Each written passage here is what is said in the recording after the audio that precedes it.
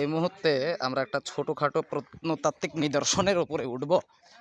সেটা হচ্ছে সংরক্ষিত পুরাকীর্তি নওদা বুরুজ প্রত্নতত্ত্ব অধিদপ্তর। কি হয়েছিল কাহিনী এখান থেকে পড়ে নিয়েন। এবার আমরা উপরে যাই।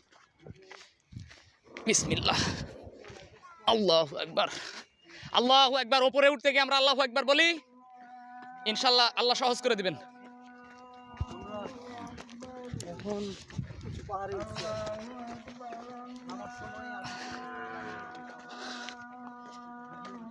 আমরা তো ধীরে ধীরে আকাশের উপর চলে আসছি। হ্যাঁ, কয়তলা হবে? হ্যাঁ, কি স্মৃতি? ও, অনেক সুন্দর একটা ভিউ, মাশাআল্লাহ।